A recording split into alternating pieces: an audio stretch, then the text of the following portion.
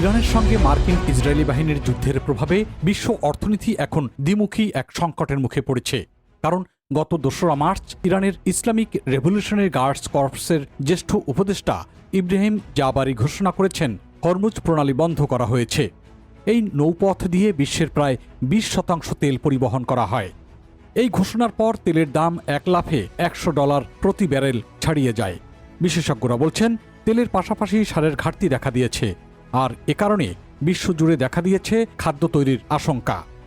সাম্প্রতিক গ্যাস সরবরাহ ও জাহাজ চলাচলে ব্যাঘাতের কারণে গ্যাস ব্যবহার করে সার উৎপাদনকারী কারখানাগুলো বন্ধ বা উৎপাদন কমাতে বাধ্য হয়েছে। কাতারের রাষ্ট্রায়ত্ত এনার্জি প্রতিষ্ঠান কাতার এনার্জি তার তরলীকৃত প্রাকৃতিক গ্যাস এলএনজি উৎপাদন স্থগিত করার পর বিশ্বের সবচেয়ে বড় ইউরিয়া কারখানাটি বন্ধ করেছে। ফলে সারের এই ঘাটতি বিশেষ করে এশীয় এবং লাতিন আমেরিকার দেশগুলোকে খাদ্যের কিনারে ঠেলে দিয়েছে।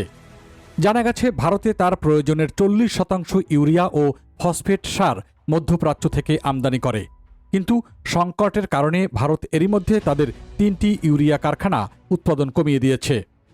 বাংলাদেশেও চরম গ্যাস সংকটের কারণে 5টি সার কারখানার মধ্যে 4টি বন্ধ হয়ে গেছে।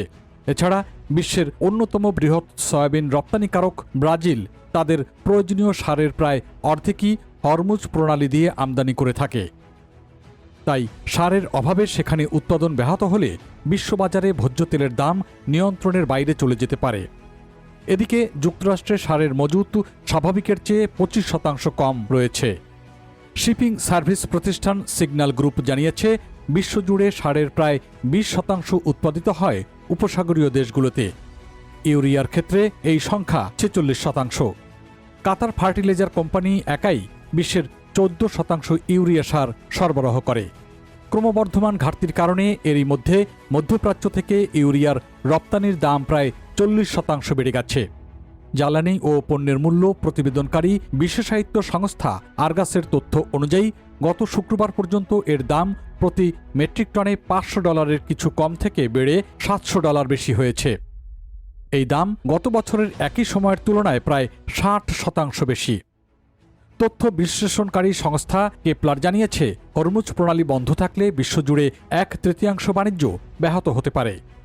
মর্নিং স্টারের বিশ্লেষক সেথ গোল্ডস্টাইন জানিয়েছে নাইট্রোজেন সারের দাম প্রায় দ্বিগুণ হয়ে যেতে পারে, আর ফসফেটের দাম বেড়ে যেতে পারে 50% পর্যন্ত। ভারত, চীন ও ব্রাজিল বিশ্বের অন্যতম খাদ্য উৎপাদনকারী দেশ। এর মধ্যে চীন চা উৎপাদনকারী দেশ ও ব্রাজিল বিশ্বের সয়াবিনের প্রায় 60% রপ্তানি করে। সুতরাং দীর্ঘমেয়াদী ঘাটতি এবং মূল্যের ঊর্ধ্বগতিতে ফসলের ফলন অনেক কমতে পারে। ফলে বিশ্বজুড়ে চাল, গম, ভুট্টা এবং সয়াবিনের মতো প্রধান ফসলের সরবরাহ অনেকাংশে কমে যাবে।